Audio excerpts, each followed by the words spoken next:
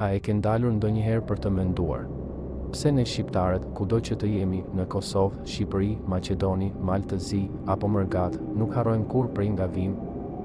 Nuk është vetëm gjaku. Është më shumë se kaq. Është diçka më e thellë, më e vjetër se fjalët vetë. Është kujtesa jon kolektive. Është një zë që nuk hesht, edhe kur largohesh nga atë dheu.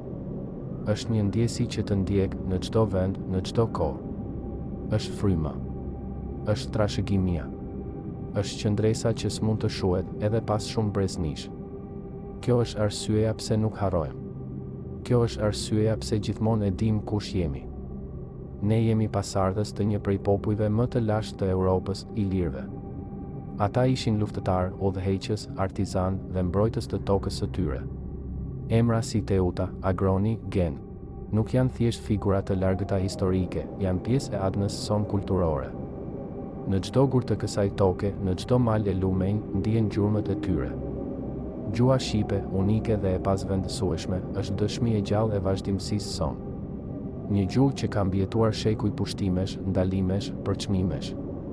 Por nuk është zhdukur.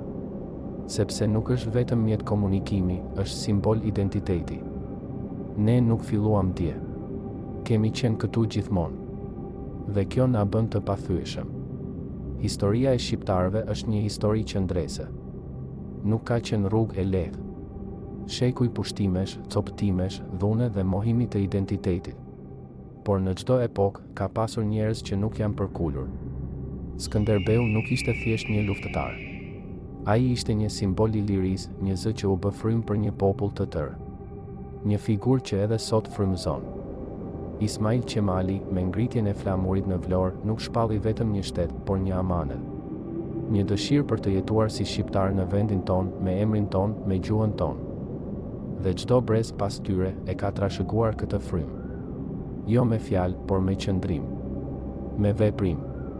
Sepse ne mund të goditemi, por nuk përkulemi. Shqiptarët janë përhapur në çdo cep të botës. Zvicër, Gjermani, Itali, Amerikë, Turqi, Australi. Por largësia nuk e fshin lidhjen me rënjën. Sepse malli për vendlindjen nuk matet me kilometra, matet me kujtime, me këngë, me një flamur të varur në mur. Në çdo shtëpi shqiptare jashtë vendit gjendet diçka që flet shqip, një emër i lashtë, një fotografi e zverdhur, një fjalë e trashëguar nga gjyshi.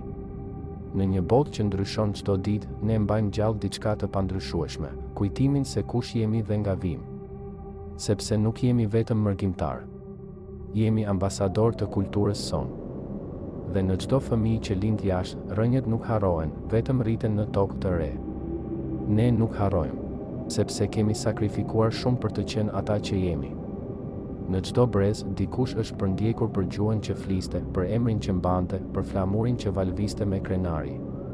Gjyshërit tanë kanë ecur kilometra të tëra për të shpëtuar një fjalor shqip, një këngë, një histori.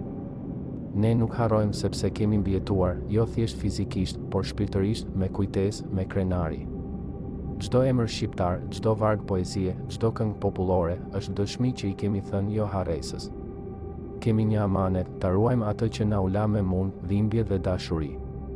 Dhe kur e kujtojmë këtë, jo vetëm që nuk harrojmë, por e bëjmë të pavdekshme.